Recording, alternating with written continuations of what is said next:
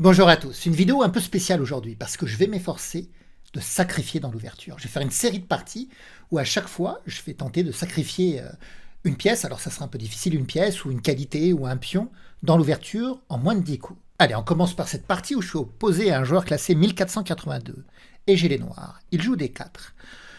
Bon, je vais jouer cavalier F6. Je sors le cavalier, je développe le cavalier, je contrôle la case E4 pour qu'il ne puisse pas jouer E4. Et là il joue cavalier C3 pour appuyer justement la poussée E4. Alors je vais lui interdire, je vais lui jouer D5. Bon, je surveille bien la case E4. Il joue G3, il veut mettre le fou en G2, il va presser D5, peut-être appuyer plus tard la poussée E4 pour essayer d'ouvrir la diagonale à son fou. Alors, ici on va commencer à sacrifier. Je vais aller jouer C5. Je vais sacrifier mon pion de l'aile contre le pion du centre. Alors est-ce que c'est un vrai sacrifice ?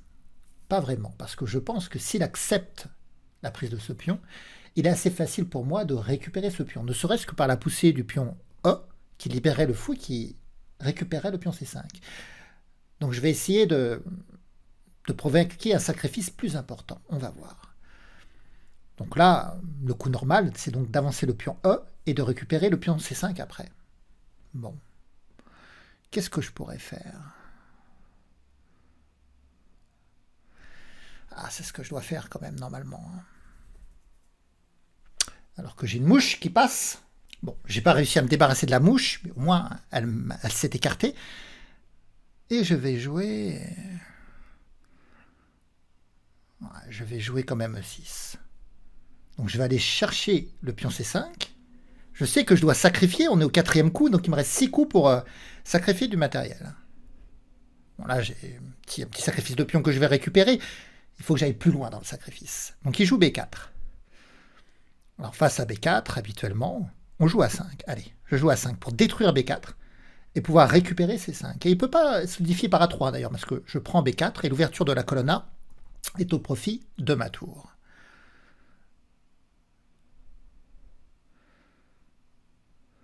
Bon là, un pion de moins, mais B4 et C5 sont en train de s'écrouler. Donc je prends B4, il reprend de la tour, je prends C5, j'attaque sa tour. Et nous sommes au 7e coup, plus que 3 coups pour que je sacrifie vraiment quelque chose. Il vient en B5, il attaque mon fou. Alors il est assez facile de défendre mon fou, par exemple avec Dame E7 ou Dame C7. Mais je peux aussi donc sacrifier avec du fou prend F2 échec.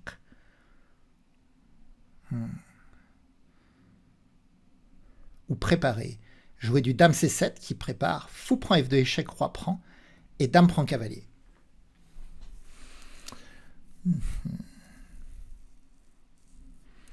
Normalement, c'est Dame C7 qu'il faut jouer. Mais allez, on est joueur, on sacrifie. Fou prend F2. On verra où cela va nous mener. Alors maintenant, qu'est-ce que j'ai fait ? J'ai sacrifié une pièce, un cavalier, pour détruire la structure de pion de mon adversaire. Pion isolé, pion isolé, pion isolé, roi faible. Il a un cavalier sans protection. D'ailleurs, si ma dame peut venir en F6, ça permettrait de faire la fourchette roi cavalier et de récupérer un peu le matériel. Alors je pourrais jouer cavalier G4 échec. Le roi bouge. Par exemple en G2. Puis après dame F6 qui menacera des rentrées en F2 et des prises de son cavalier. Donc je vais jouer comme ça. Cavalier G4 échec.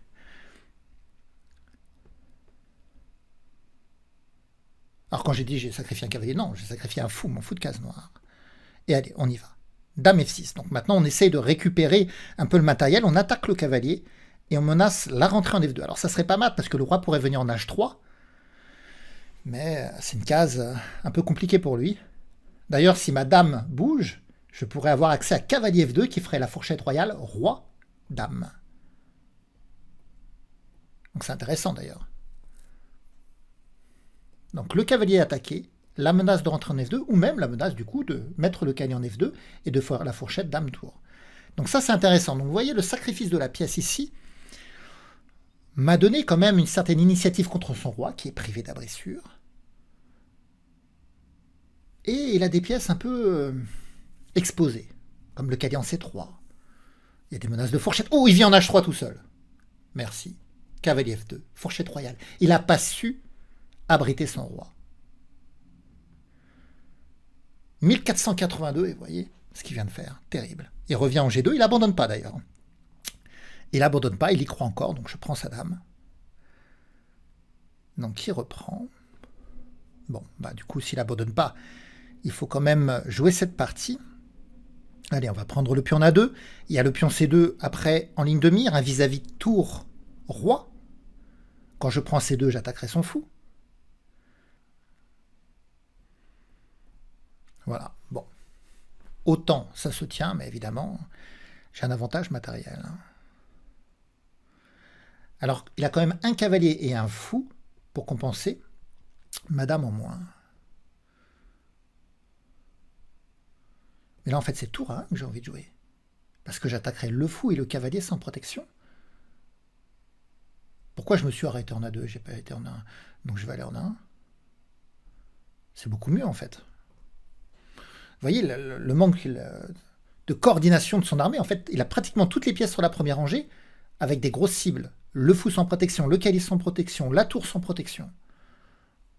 J'avais même pas vu l'éruption de ma tour. Ah non, je pouvais pas aller en A1 parce que je crois que j'ai pris le pion en A2. C'est pour ça que je pouvais pas aller en A1 directement. Donc là, je viens en A1.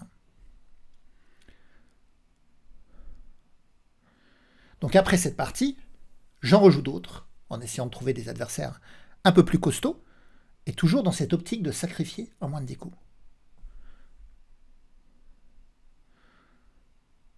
Donc il a sorti le cavalier ici.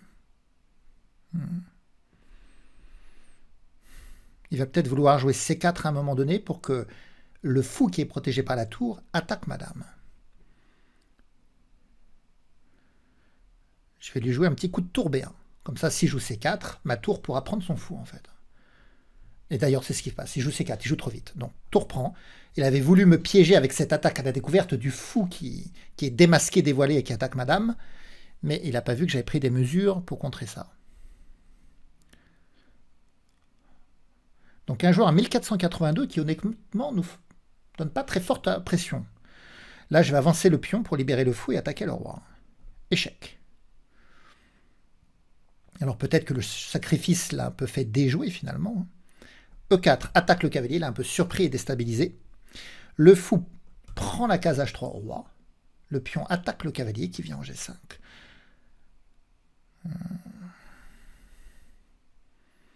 Bon, je peux roquer, me développer, continuer à me développer comme ça. Bon, il attaque mon pion ici, je peux aussi prendre, il pourrait prendre là. Bon, je vais jouer fou aussi, tout est défendu, s'il prend, je reprends. D'ailleurs, s'il prend... Alors, il a pris mon pion, donc mon fou reprend et se met en vis-à-vis avec son roi. Maintenant, je cherche la poussée E3. Bon, il suffit que je ramène du renfort, en fait. On va lui faire un petit échec. Il vient ici. Allez, on va lui repousser son cavalier.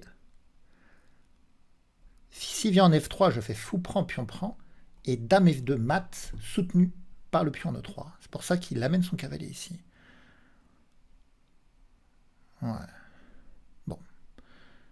Je vais ramener des renforts. Je roque pas pour abriter mon roi, mais pour ramener la tour. Il met sa tour ici. Ok, bon. Allez, je développe mon cavalier. Il peut venir en E5, en G4, veut dire me prêter ma forte. La tour maintenant est libérée. Elle peut venir en A8 sur la première rangée pour préparer l'attaque du fou. Le cavalier vient attaquer mon fou. Bon, je vais garder la pose. Je trouve que le fou est assez efficace pour priver le roi de ses cases. En réalité, le roi, il n'a pas de cases. Si je parvenais à l'attaquer, ça serait mat. Donc le plan, ça peut être tour A8, tour A1, tour prend fou, échec, roi prend, et la dame débarque sur la première rangée et fait mat. Puisque le pion et le fou contrôlent les cases de fuite. Et le pion E2 fait obstruction, bien sûr. Je peux faire l'inverse d'ailleurs, je peux jouer tour A8, débarquer la dame sur la première rangée, sacrifier la dame, et après mater avec la tour. C'est un peu plus esthétique. Donc qui vient en H5, il n'y a aucune menace, allez, on amène la tour.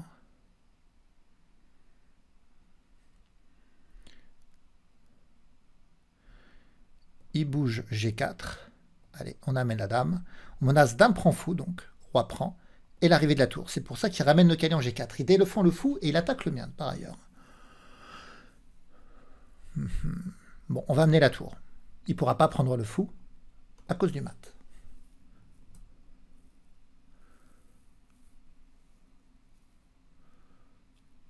Donc il ne prend pas. Je vais l'aider à prendre. Je vais jouer dame ici. J'attaque son cavalier en fait. Il vient défendre. Bon, il veut pas. Il a compris qu'il ne devait pas bouger le cavalier. Mais il me laisse la case F2. Dame F2. Du coup, sa tour protège plus et c'est mat. Pion protège la dame attaque. Et le fou prive le roi de ses cases de fuite, la dame également. Allez, on continue. Allez, nouvelle partie. Cette fois-ci, je fais une partie en 10 minutes. Sans incrément. Il n'y a pas d'ajout de temps ici. Et j'ai une nouvelle fois les noirs. Mon adversaire joue D4. Alors tout à l'heure, j'avais joué cavalier F6 pour contrôler la case E4. Cette fois-ci, je vais jouer D5, toujours pour contrôler la case E4. Bon, parfois, en jouant D5 et puis en continuant par cavalier F6 ou l'inverse, on peut évidemment retomber dans des positions similaires. Mais le but, c'est de toujours contrôler E4. Alors le coup principal, c'est C4. Voilà, c'est le gambit dame. Il invite mon pion à se dévier du centre. Et je vais accepter, tiens. Alors d'habitude, les blancs cherchent à avancer le pion E pour que le fou attaque le pion C4. Et ainsi, il aura éliminé, dévié et éliminé mon pion, anciennement mon pion central. Il peut aussi jouer dame A4 échec, qui lui permet d'attaquer mon roi et le pion C4. Alors il a préféré jouer cavalier C3. Moi je vais jouer A6 pour être prêt à jouer B5, solidifier C4. Oui, mais là ça va pas dans mon plan qui consistait à vouloir sacrifier en moins de 10 coups. Donc attention, on est au 3e coup. Il faut que je trouve à un moment donné un sacrifice. Et plus difficile, il faut qu'il l'accepte aussi le sacrifice. Qu'il le voit et qu'il l'accepte.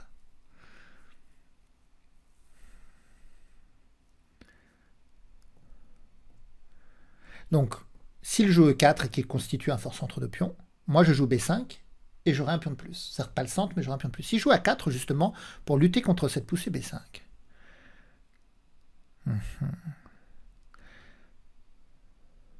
Allez, je développe mon cavalier en F6. Alors là, je contrôle le 4, mais il aurait pu jouer E4 parce que le cavalier C3 protégeait quand même. Mais j'avais une petite idée derrière la tête, mais du coup, je ne pourrais pas la faire.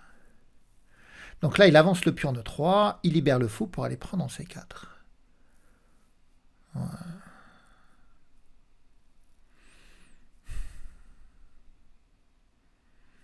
Bon, bah, je vais sortir mon fou. Je contrôle la case E4. Cette fois-ci, il ne peut pas avancer son pion de 4. Il va faire fou prend C4, je vais jouer E6. Et peut-être cherchera-t-il à jouer dame B3 après pour attaquer le pion B7 qui est sans défense. Et là, je laisserai mon pion D7 en prise pour faire le sacrifice que je voulais. Je jouerai cavalier en D7, je le laisserai prendre le pion B7 et je pousserai C5 pour aller taper son centre. En espérant, contre le pion investi, avoir un certain avantage de développement. Voilà, il fait fou prend C4. Alors, je ne vais même pas jouer E6 tout de suite. Je pense que je vais jouer cavalier D7. Je vais vraiment l'inciter à jouer dame B3. Il va vouloir jouer dame B3 parce qu'il va menacer fou prend E6 mat. Fou prend F7, pardon, mat. Et là, je vais jouer E6. Et du coup, il ira choper le pion B7. On va la jouer comme ça, en fait. Donc, cavalier D7. Allez, on est au 6e coup. Joue dame B3. Vous voyez, dame B3, je joue E6. Ah, il joue dame F3. Ah, c'est pas mal dame F3 aussi. Il attaque mon fou, il attaque le pion B7. Donc, il va chercher à prendre le pion B7 autrement. Bah, je vais lui jouer E6, comme prévu. Ça protège mon fou, et là, je lui laisse le pion B7. Allez, on est au 7e coup. Comme je vous l'ai dit, le plus difficile, finalement, ça va être de l'inciter à accepter le sacrifice.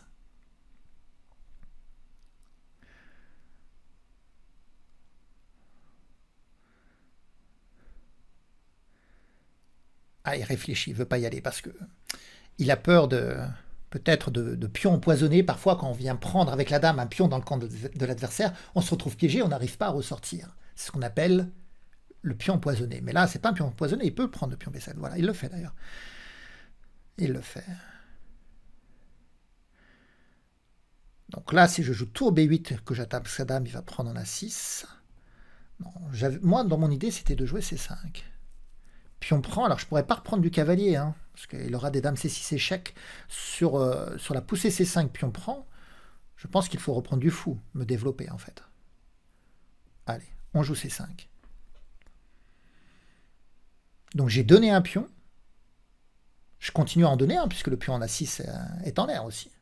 Il est en prise.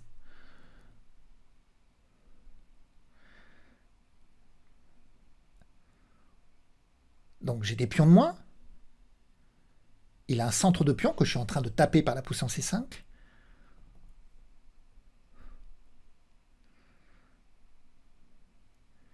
Mais j'espère lui faire un retour de bâton ou un retour de flamme en essayant d'exploiter finalement la position exposée de sa dame, la non-protection du fou en C4, le roi qui traîne au centre. Alors le mien aussi traîne au centre.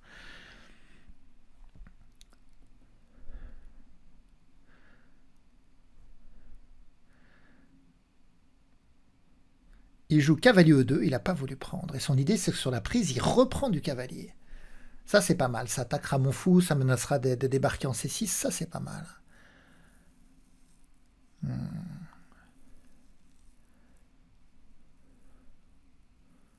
Bon, je vais développer mon fou. Alors, où je le développe J'ai peur qu'en D6, il soit exposé à des attaques.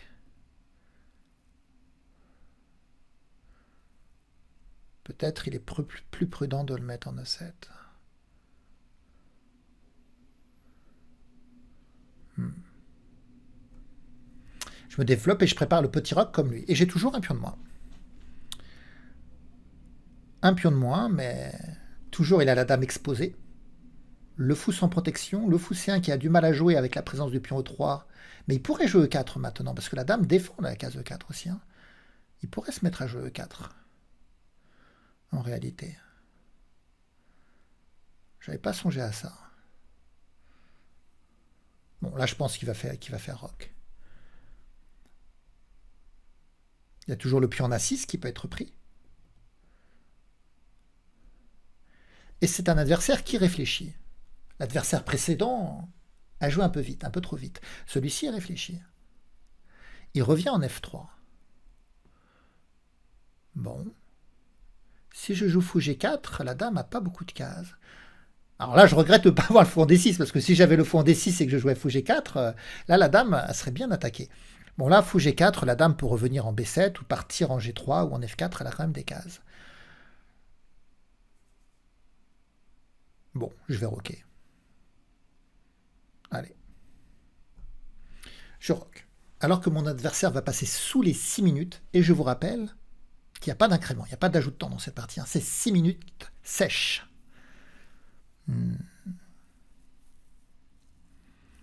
Et il fait petit roc. Ouais. C'est toujours le même problème. Sur la prise, cavalier prend, ça me gêne ça.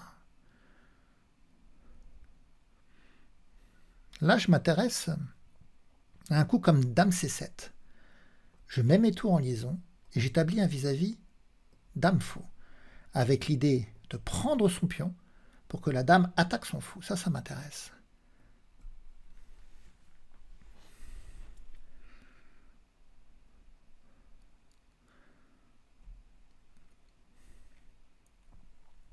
Il joue E4.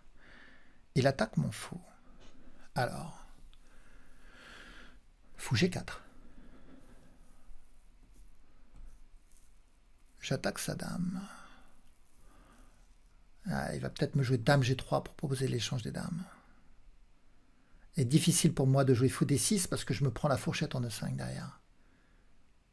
Ah, ça c'est pas une bonne nouvelle pour moi.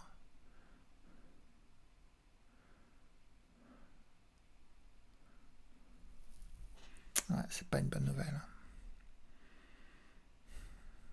Voilà, il joue dame G3.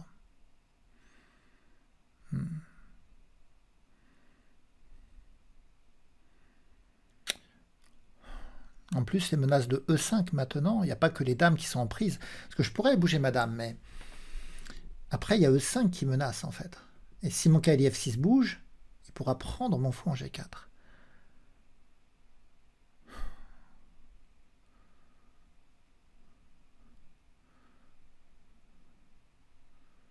Alors, je regarde fou D6, il joue en E5, cavalier prend, pion prend, fou reprend, j'attaque sa dame. Mais il peut la bouger, hein, c'est pas... Il n'y a pas vraiment de suite.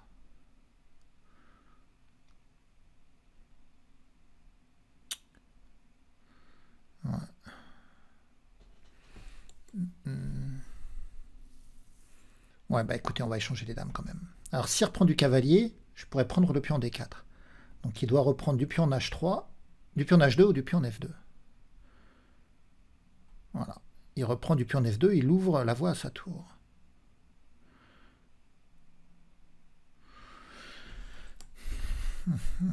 Là, je pourrais jouer tour C8 toujours avec l'idée de prendre en D4 et d'attaquer son fou. Le problème, c'est que si je mets une tour en C8, il peut jouer D5 aussi. Hein.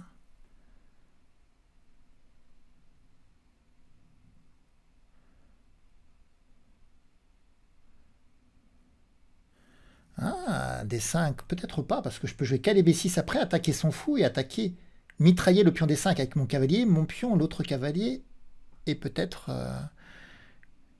une tour.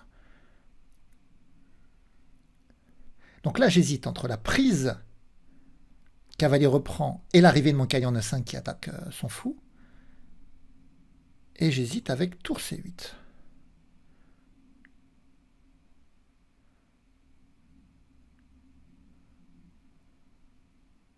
Non, mais tour C8, il peut jouer de D5 quand même. Cavalier B6. Ah, son fou, il doit rester à la protection de son cavalier. Non, il y a l'autre cavalier qui protège aussi. Ouais, mais il y aura les échanges en D5 qui feront que si le cavalier C3 à un moment donné où le fou prenne, il y aura un problème sur le cavalier en E2 qui sera plus protégé. Donc cavalier B6. Alors, on avait dit quoi d'abord? Tour C8.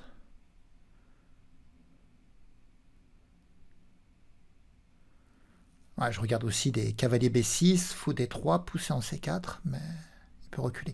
Sinon, j'avais dit tour C8, pousser D5, cavalier B6, son fou est attaqué, imaginons qu'il recule, prise en D5, pion prend, cavalier prend, son fou prend, cavalier prend, son cavalier prend, et après je prends ce cavalier-là, mais j'ai un problème sur mon fou sans protection.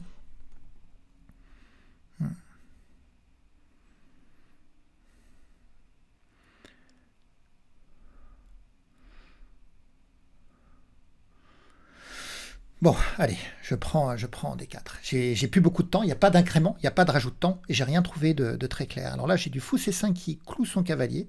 Il aura du fou E3 pour le protéger. C'est ça le petit problème. Mais on va lui jouer quand même. Non, moi, je sais pas. On va commencer par cavalier E5. Donc là, on attaque son fou. Je sens qu'il y a des choses à faire, parce que j'ai un jeu de pièces. J'ai des pièces quand même assez agressives, mais je trouve pas l'ordre de coups qui me fait gagner quelque chose. Et j'ai toujours un pion de moins. Le pion B. Mais avec un jeu de pièces agressif.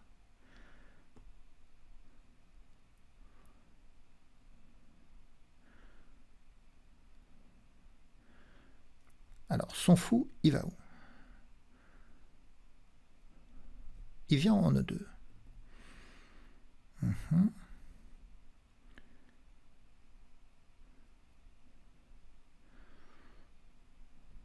Je vais aller le clouer.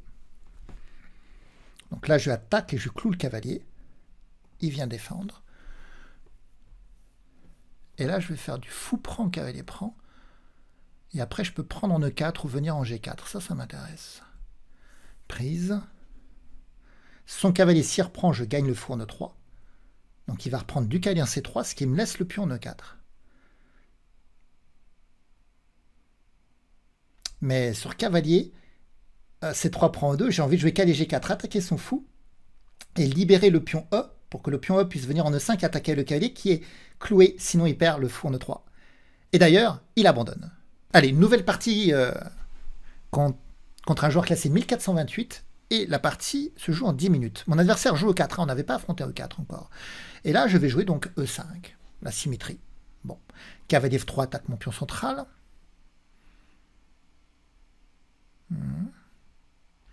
Faut pas que j'oublie que je dois sacrifier en moins de 10 coups.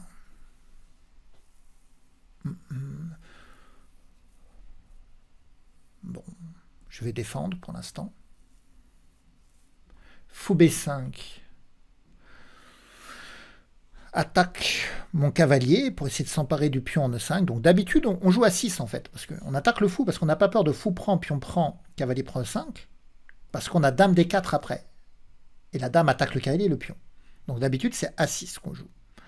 Bon, là, je vais jouer fou C5. C'est un peu la même idée. Sur fou prend, pion prend, s'il fait cavalier prend 5, j'aurai toujours l'arrivée de la dame en D4. Il joue H3, je ne sais pas pourquoi, je me développe. Cavalier F6. Il joue D3. Alors, il consolide sa structure de pion et il ouvre la diagonale à son fou.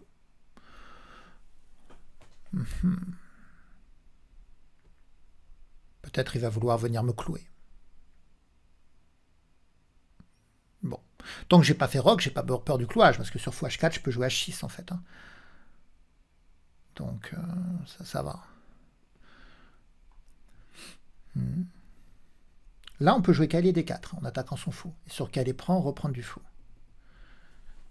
Le problème, c'est qu'on est déjà au 5e coup, et j'ai pas encore sacrifié, donc...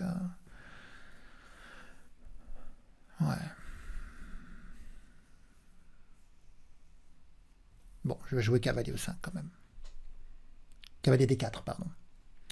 Donc j'attaque son fou, il recule son fou, mon pion est en l'air. Je vais le laisser, je vais roquer en fait. Allez, je roque en espérant qu'il vienne prendre en E5 et qu'on puisse jouer cette partie où j'ai sacrifié. Il joue C3, il veut pas prendre. Ah, comment je vais faire? Mon idée, bien sûr, c'est que s'il avait pris, peut-être essayer de pousser des coups comme D5, essayer de dévier le pion E pour ouvrir la colonne et contre-attaquer sur le roi au centre. C'était un peu les idées que j'avais. Donc...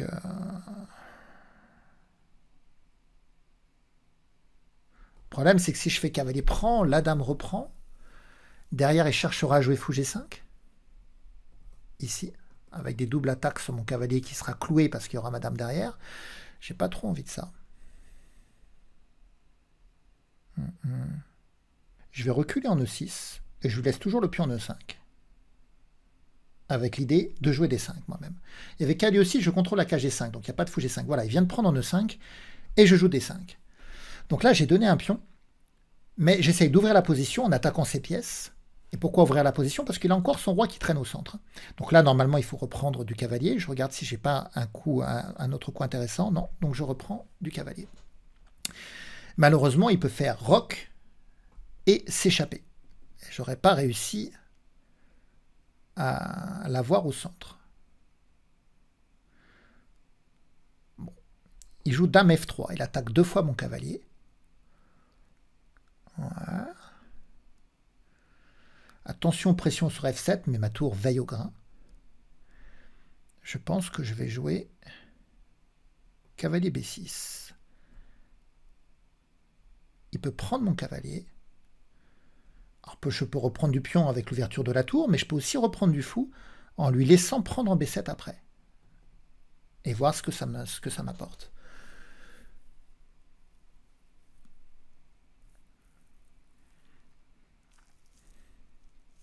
Donc là, dans ce combat, j'ai un pion de moins, mais j'ai la pression sur son fou. Un cavalier qui est en l'air, qui n'a pas de protection. Il faut regarder ce que ça peut donner. Et j'essaye d'amener la position dans des eaux troubles. Il joue D4. Il attaque mon fou. Donc là, je vais déjà regarder les prises en D4. Qu'est-ce que ça donne? Fou prend.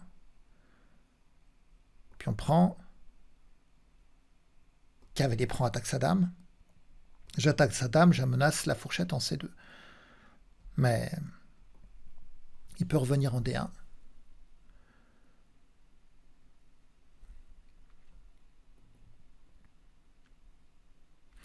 Déjà, je pense que je vais lui prendre son fou, là. Je vais prendre son fou, parce que mon cavalier B6 joue pas tant que ça, donc, et son fou est trop agressif, donc je prends son fou. S'il prend mon cavalier, mon fou, je prends son cavalier, donc c'est pour ça qu'il prend d'abord. Et maintenant, je regarde les sacrifices en D4, toujours. Fou prend, pion prend. Il faut que je regarde dame prend aussi, hein. Mais cavalier prend, j'attaque sa dame, et je menace la fourchette en C2. Il revient en D1. Et là, j'ai peut-être des échecs sur la colonne E. Mais il est capable de jouer des coups comme fou E3.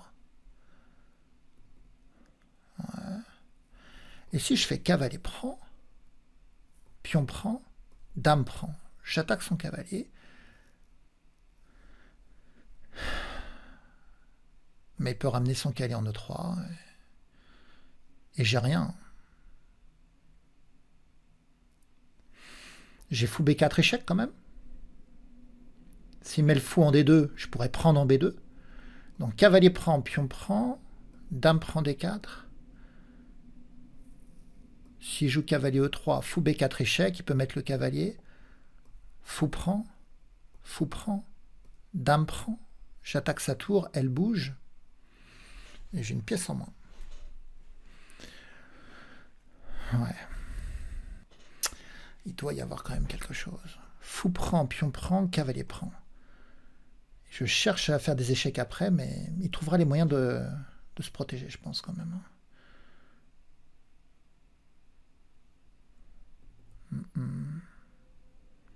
Si je recule mon fou, j'ai simplement un pion de moins dans la position. Ouais, je sais pas. Je sais pas ce que vous en pensez, mais le temps c'est cool.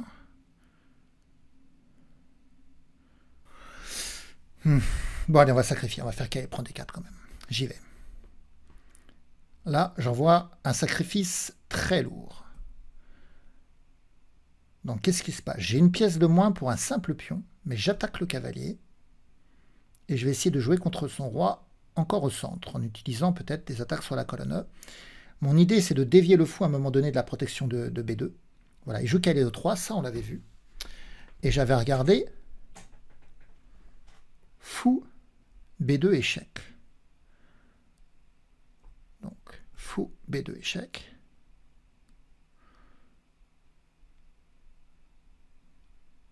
Donc, il vient là. Mais là, il y a fou prend cavalier C3, pion prend, dame prend.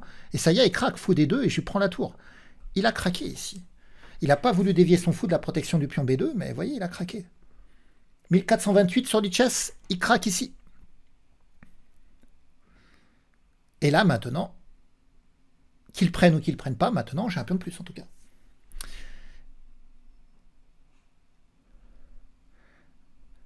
Donc voilà. Ah bah, il met le fou. Bon, là, c'est une catastrophe pour lui. Parce que je peux faire dame prend fou échec. Il vient en F1, ou je peux faire fou prend. Ah, je vais faire fou prend pour lui prendre son cavalier après. Il met la dame ici, le roi ici. Mais là, regardez, si j'ai le fou de case blanche sur sa diagonale, ça va lui faire très très mal. Surtout s'il cherche à me jouer un coup de tour D1 pour venir clouer mon fou, et que j'ai le fou qui arrive sur cette diagonale, ça sera mat. Donc là, je cherche à jouer B6 pour lui planter un fou A6. Allez. Je joue B6, et à mon avis, il va me mettre une tour en D1 pour clouer mon fou, et il va se prendre un fou A6. Ça sera pas mat encore parce qu'il pourra mettre le cavalier, mais bon, vous comprenez, je ferai fou prend et il y aura mat. Ah non, il pourra mettre encore la dame, mais bon, je prendrai la dame et on va finir par trouver le mat. Donc il a pris ici, mais il y a ce coup fou à 6 échecs qui lui gagne sa dame. Très joli. Donc là, il donne la case F3 par contre à son roi.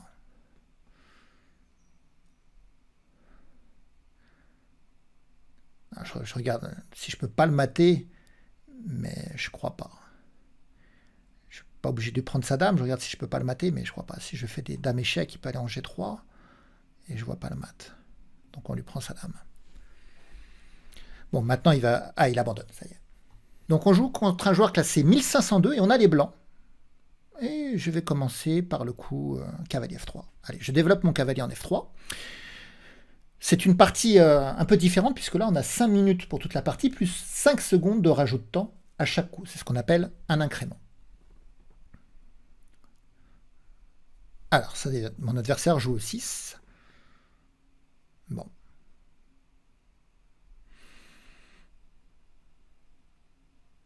Bon. Bon, on va jouer au 4. On libère le fou en F1. Et toujours à l'affût du sacrifice en moins de 10 coups. Il joue cavalier C6. Bah, je vais mettre mon pion en D4. Je m'installe au centre. Un échec en B4, c'est pas bien méchant. Il joue cavalier H6. Qu'est-ce que c'est que ce coup? C'est pas joli parce que après fou prend, pion prend, je démolis la structure. Alors c'est vrai que je perds le fou de case noire, mais je démolis quand même la structure.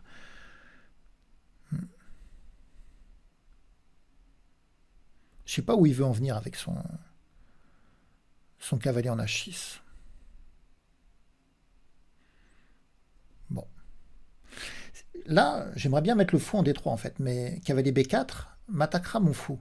Or, dans ces positions, on cherche souvent à mettre le fou en D3 pour pousser E5, attaquer H7, surtout quand il a bougé son fou, il fait roc en fait.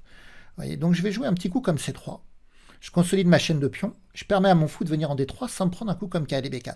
Et plus tard, je chercherai à jouer E5 pour ouvrir la diagonale de mon fou, qui sera d'ailleurs jumelé avec l'autre fou en C1. Il joue cavalier G4, c'est lui qui va finir par me sacrifier en fait. Incroyable. Bon, bah, le fou en D3. Qu'est-ce qu'il va faire? Il va me sacrifier en F2. C'est lui qui fait une partie thématique de sacrifice ou quoi? Non, il joue D5. Donc, normalement, il faut repousser en E5.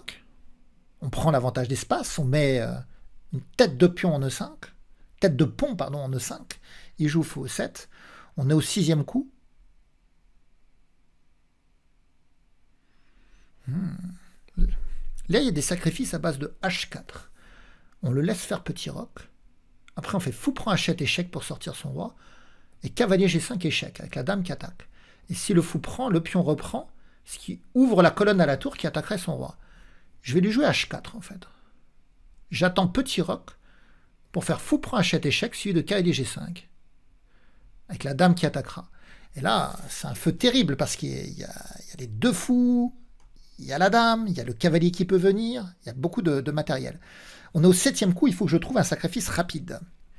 La poussée en H4, bah, il prend. Qu'est-ce que c'est que ça? C'est lui qui sacrifie une pièce. Et il attaque F2, en fait. Difficile pour moi de refuser la prise.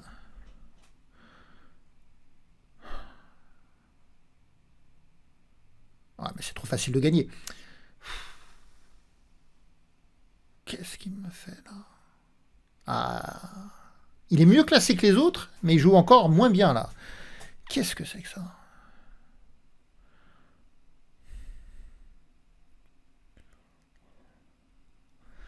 Ah, il suffit de prendre et c'est gagnant pour moi, mais du coup, on n'est pas dans la thématique. Bon, c'est pas grave, cavalier prend. J'attaque son cavalier. J'ai pièce en plus. Bah, je ne peux pas éviter les sacrifices de mon adversaire, mais je vais quand même essayer de sacrifier en moins de 10 coups. On est au 8e coup. Et là, je regarde une idée comme cavalier G6, en fait. Si le pion prend, je prends sa tour. Et sur cavalier G6, si le pion prend, il y a du fou prend G6, échec, en fait. Toujours avec la même idée que le pion H7 ne peut pas bouger à cause du vis-à-vis tour-tour. Donc je cherche à jouer cavalier G6. Bon, en plus, j'attaque son cavalier en G4 ici. Hein. Donc il joue H5. Et là, il n'y a plus cette idée de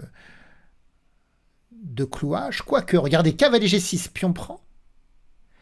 Après, j'ai du dame prend G4, parce que sur pion prend, je peux faire tour prend tour, échec. Bon, la partie, elle est un peu étrange, bien sûr, mais j'ai du cavalier G6 aussi, pion prend, fou prend échec, c'est pas mal. Si le roi vient en E7, il y a du fou G5 vis-à-vis d'un cavalier avec le fou qui attaque le roi et la dame, pardon. Donc on va jouer du cavalier G6. Donc sur du pion prend, j'ai du fou qui arrive, qui attaque le roi, peut-être le fou pourra s'engouffrer. Il y a des menaces aussi de dame prend, pion prend, je prends sa tour, enfilade, roi-dame. Donc vous voyez comment le jeu s'anime à l'aile roi. Bon, c'est plus facile pour moi de sacrifier parce qu'il a sacrifié avant. Donc je retombe à chaque fois sur mes pattes. Donc il reprend en G6. Alors, fou prend G6 échec, c'est un coup un peu naturel, mais j'aime bien cette idée dame prend, pion prend. Tour prend, roi. Sur roi E7, il a même fou G5. Donc il va venir en D7. Tour prend, roi prend. Et après, il a tour, fou et cavalier. Et moi, j'aurai la paire de fous, cavalier et tour. Donc, on y va. Dame prend G4. Dame prend G4. Il y a une simplification qui va arriver après tour prend H8, une liquidation des pièces où j'aurai une pièce de plus dans la finale. Donc, ça sera assez facile de gagner. Et après, pion prend, tour prend, n'oubliez pas que le roi doit venir en D7 et non pas en E7, parce que sinon, c'est un terrain de jeu, la diagonale, pour le fou de case noire.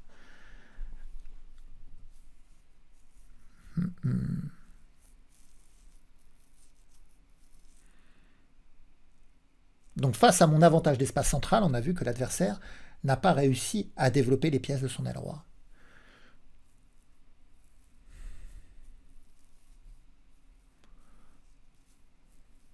Mais pour un joueur classé 1500 sur Lichess, c'est pas fou quand même, hein, la manière dont il a traité son ouverture.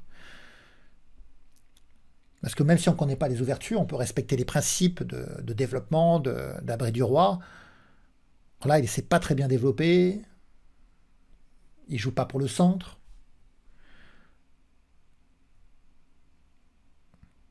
Bon, mon adversaire réfléchit. Bon, il a compris que s'il prenait la dame, j'allais lui prendre sa tour et que j'allais récupérer la dame. Donc peut-être qu'il cherche autre chose. Voilà, il prend pas. Il joue cavalier au 7, mais maintenant c'est facile. Je vais prendre en G6 sur échec. Sur cavalier prend, je vais reprendre sur échec. Maintenant, sans G6, H5 est faible. S'il vient en E7, toujours fou G5. Étant donné que j'ai un fou de case noire, il doit éviter de placer son roi sur les cases noires. Ça, c'est une approche saine. En plus, j'attaque G7. Donc il vient en F8. Bon, je pourrais encore récupérer un pion avec tour prend H5, tour prend, dame prend. Mais je m'intéresse aussi à fou G5. Peut-être il jouera dame E8 pour poser l'échange des dames. Mais bon, l'échange des dames, elle est favorable pour moi. J'ai une pièce en plus. Je peux avoir des passages de tour aussi. Hein. Tour H3, tour F3, des choses comme ça. Écoutez, je vais jouer fou G5. S'il propose l'échange des dames, bon, bah, je pourrais accepter. Et s'il refuse l'échange des dames qui vient en D7, là, je fais passer ma tour sur la 3e rangée ou sur la 4e rangée. Et ça va chauffer, barder pour son roi. Donc il propose l'échange des dames. Donc là, c'est difficile pour moi de décliner. Donc j'échange les dames. Et je joue la finale avec un cavalier de plus. Et le mauvais fou chez l'adversaire, parce que comme ces pions sont fixés sur case blanche, le fou ne peut pas s'exprimer en fait. Hein. Donc c'est double peine pour lui. Bon, son pion H est toujours cloué. Je pourrais jouer G4 pour l'attaquer. Bon, il peut jouer G6, mais il me donnerait la case noire. Bon, c'est pour ça que je vais jouer G4 d'ailleurs. Bon, évidemment, il ne va pas prendre pour ne pas perdre la tour. S'il joue H4, bah, je peux faire tour prend, il prend la tour, je reprends du fou. Moi, ce que j'attends, c'est G6 pour qu'il me livre la case noire F6. J'ai un fou de case noire, pas lui. J'ai même un cavalier qui peut exploiter les cases noires. Donc, je suis content voilà, qu'il me cède la case noire. Allez, je joue en F6, j'attaque sa tour. S'il ne veut pas perdre de pion, il doit rester sur la colonne H.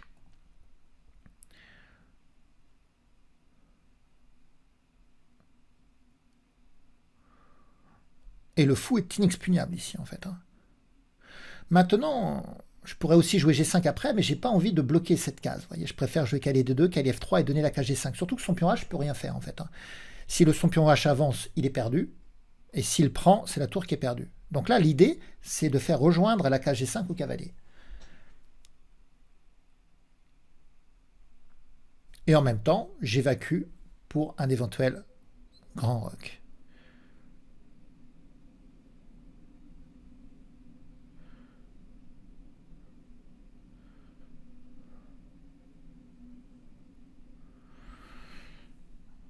Donc, bah maintenant, cavalier F3, ça va arriver encore avec plus de force, à attaquer le roi et la tour, la fourchette. Peut-être a-t-il prévu de jouer roi G8 pour défendre sa tour et chercher à prendre en G4 après, mais roi G8, cavalier G5, j'attaque sa tour.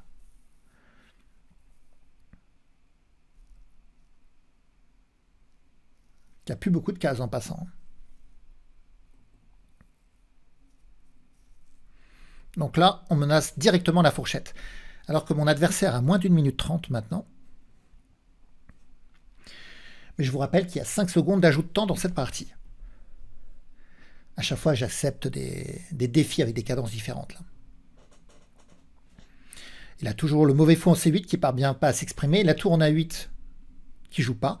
Moi, si je fais un grand roc, ma tour tout de suite elle joue. Je n'ai même pas besoin de roquer. Hein. Je peux jouer roi D2, laisser ma tour libre. Donc il vient de jouer tour ici. Je pourrais jouer G5 toujours pour attaquer sa tour et il revient en H7, mais la case G5 est bloquée. Ça ne me plaît pas. Donc je vais jouer cavalier G5 échec plutôt. Le roi va peut-être venir en G8 et sa tour est enfermée. Regardez ça. Elle n'a pas de case. Le fou contre H8, le cavalier contre H7, la tour est totalement fermée. Quoi.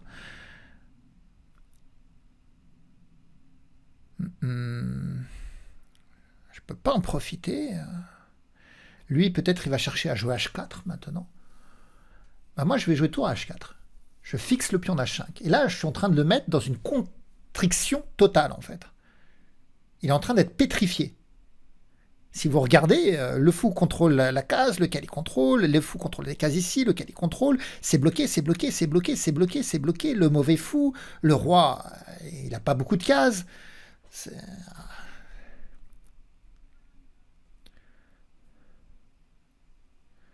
36 secondes. On va le faire tomber dans son jus, en fait. Rien de faire de spécial. Il va tomber simplement. Le roi, il est ici. Si je joue cavalier là, j'attaque sa tour, mais elle peut venir en H7. Il n'y a rien après. Hein. Mais si je joue fou G7, elle va où sa tour? Magnifique. Fou G7. La tour, elle est piégée. Ah, c'est terrible comme partie pour lui. C'est terrible. Il se retrouve, regardez les pièces noires. C'est terrible, là. Le manque de cohérence, de mobilité, c'est incroyable. Donc, il prend. Alors, je peux reprendre du fou ou de la tour. Bon, je vais reprendre la tour pour la faire jouer. Il n'abandonne pas. Hein. 20 secondes, je ne sais pas ce qu'il veut. Là, on va essayer de lui restreindre encore ses possibilités. Vous voyez, on lui retire les cases. Comme j'ai pas de fou de case blanche, il peut tenter de jouer B6. Voilà, c'est ce qu'il fait. Donner la case B7 au roi. Mais moi, je joue à 5. Et sur roi B7, je pourrais jouer à 6 échec, soutenu par la tour. Sur pion prend, évidemment, ma tour reprend. Je vais avoir des tours prend G6, qui va attaquer ensuite E6, la 6e rangée générale. Il n'a plus beaucoup de temps. Il joue fou C8. On va lui jouer à 6. On va demander au fou de retourner en C8 pour que la tour ne soit pas libérée. Il y a le pion E6 maintenant qui est en l'air, mais le fou revient défendre. Ouais. Bon.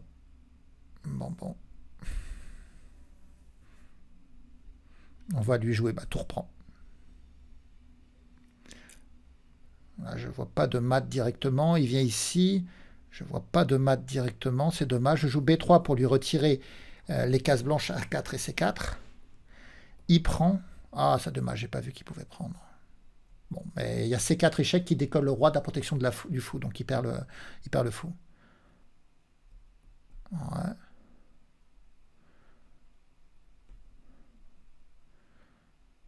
Et il ne veut pas abandonner. Hein. Il va mourir sur le champ de bataille. Il essaye vraiment de se battre. Cavalier échec, le fou défend E5, donc il ne peut pas toucher.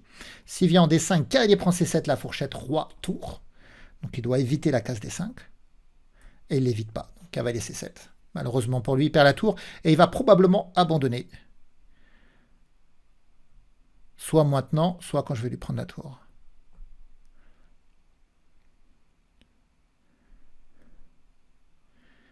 Alors, est-ce que c'est un vaillant ou pas? Est-ce qu'il va aller jusqu'au mat? Et il va aller jusqu'au mat, regardez. Il joue B5.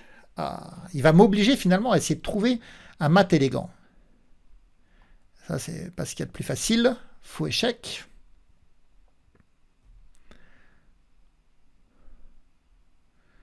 Ah non, il va tomber. Ça y est, il est tombé au temps. Et on va faire une dernière partie. On joue contre un classé 1575 et on a les blancs. Allez, on va ouvrir avec le pion dame. Alors, c'est une partie de 5 minutes plus 5 secondes. Il joue D5. Bon, je vais sortir mon cavalier en F3. Il joue C6. Allez, je vais jouer C4. Un peu dans l'esprit du gambit dame, je vais lui offrir mon pion C. Il refuse. Il joue fou F5.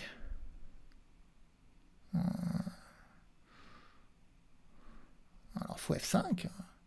Dame B3 m'intéresse. Pour aller attaquer B7, en fait. Hein.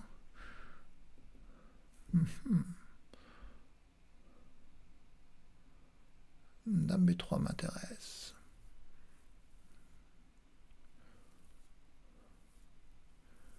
Qu'est-ce qu'il veut faire? Il veut me faire du fou prend cavalier, tour prend. Et dame A5, échec, fourchette. Ah, c'est ça qu'il veut faire. Et donc je perdrai un pion. Ça m'arrange, moi, de perdre un pion, puisque je suis dans le thème des sacrifices. Donc, je vais le laisser faire ça, en fait. Hein. Je vais développer mon fou en F4.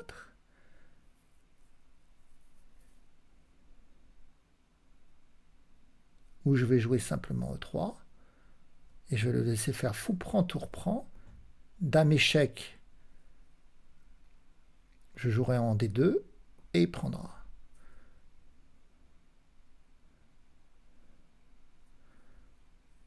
Je joue comme ça.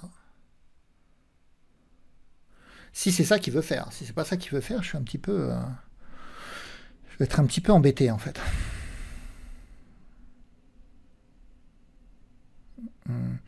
J'ai une autre idée aussi pour lui donner un pion, c'est de jouer E4.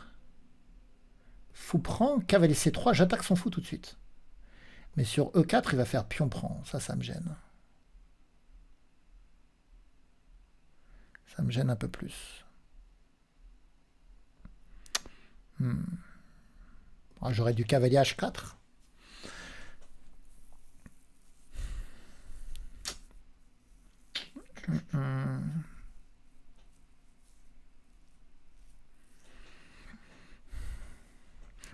J'essaie de trouver le moyen plus subtil de donner le pion, mais peut-être je donne rien, je joue cavalier C3 ou dame B3 tout de suite.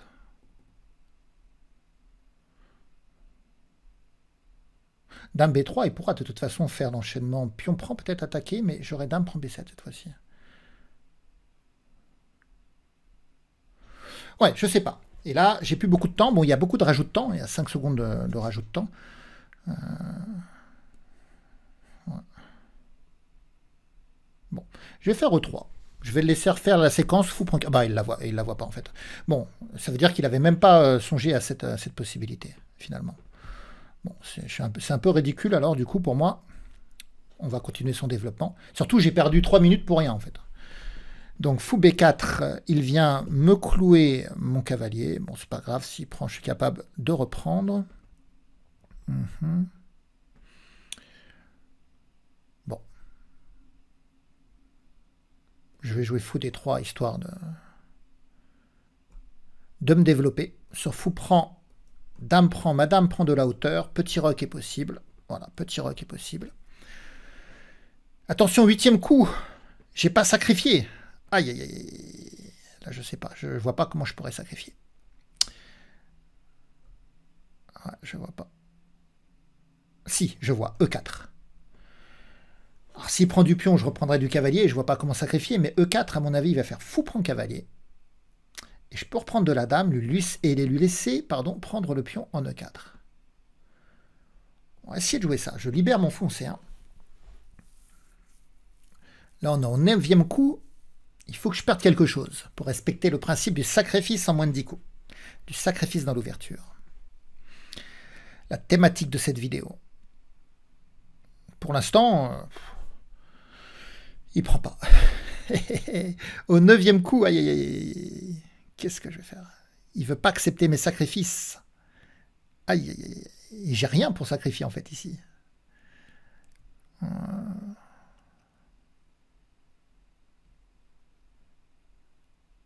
Je vais l'inciter. A3. Vas-y, prends mon cavalier.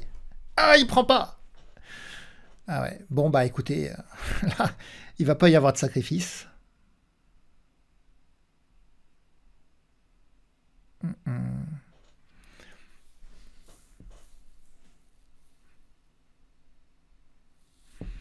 Je sais pas. Je vois pas comment je pourrais faire.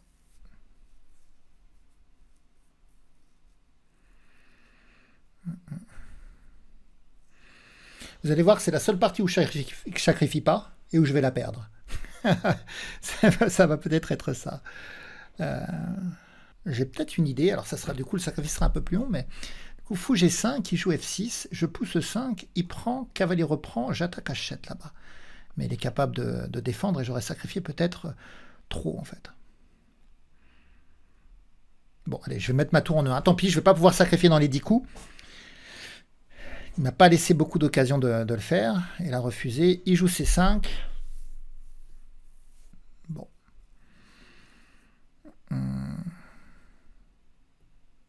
Je prends D5. Et maintenant, j'ai plus que 20 secondes.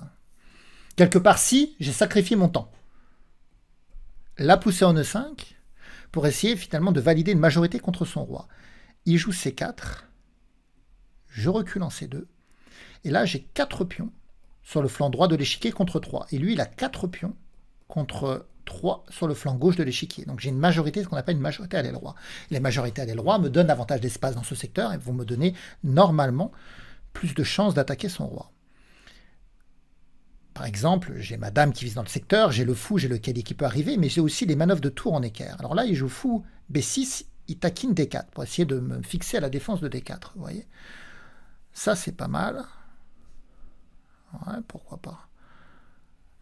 Alors, moi, je vais lui jouer... Alors oui, ça fixe mon cavalier, du coup, je peux pas... Ah, c'est pas mal, son idée, là. Ouais, c'est pas mal. Bon, bah, je joue fou E3. Alors, c'est pour laisser coulisser la tour en D1 en réalité. Et que la tour puisse bien défendre 3. Voilà.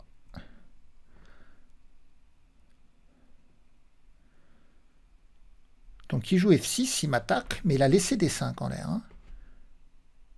Allez, je prends D5, je sais que je perds en E5, mais je peux éliminer sans fou de case noire.